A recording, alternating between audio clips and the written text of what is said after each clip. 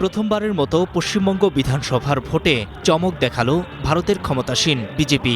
২০৭টি আসনে জিতে পশ্চিমবঙ্গে সরকার গঠন করতে যাচ্ছে হিন্দুত্ববাদী দলটি।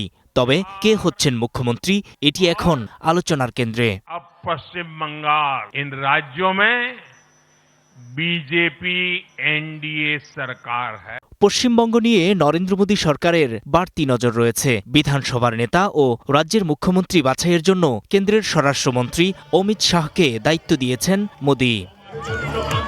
বিজেপির কেন্দ্রীয় পর্যবেক্ষকরা পশ্চিমবঙ্গে গিয়ে মুখ্যমন্ত্রী বাছাই করবেন, কথা বলবেন বিজয়ী প্রার্থীদের সাথে। এরপরই সিদ্ধান্ত নেওয়া হবে কাকে বসানো হচ্ছে মুখ্যমন্ত্রীর চেয়ারে।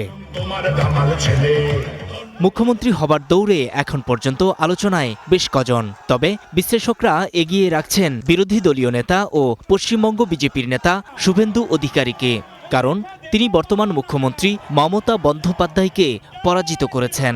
সম্মিলিত প্রয়াসের মধ্য দিয়ে আগামী এক বছরের মধ্যে রাজ্যের মানুষ প্রকৃত পরিবর্তনের স্বাদ পাবেন, এটা আমি বিশ্বাস করি। তালিকায় নাম আছে পশ্চিমবঙ্গ বিজেপির সভাপতি শ্রমিক ভট্টাচার্যেরও। বাস্তবে তার নেতৃত্বেই বাংলার মসনদ দখল করেছে বিজেপি।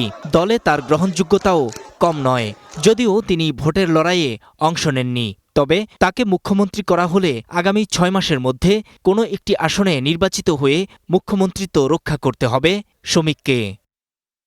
বিজেপির সাবেক রাজ্য সভাপতি ও কেন্দ্রীয় মন্ত্রী সুকান্ত মজুমদারের নামও আছে তালিকায়। বিজেপির তাত্ত্বিক নেতা হিসেবে পরিচিত স্বপন দাশগুপ্তের নামও রয়েছে আলোচনার তালিকায়।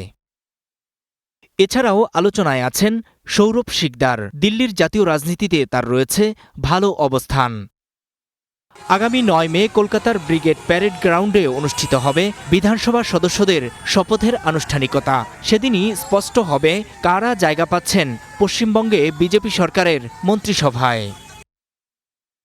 নূর মোহাম্মদ, স্টার নিউজ।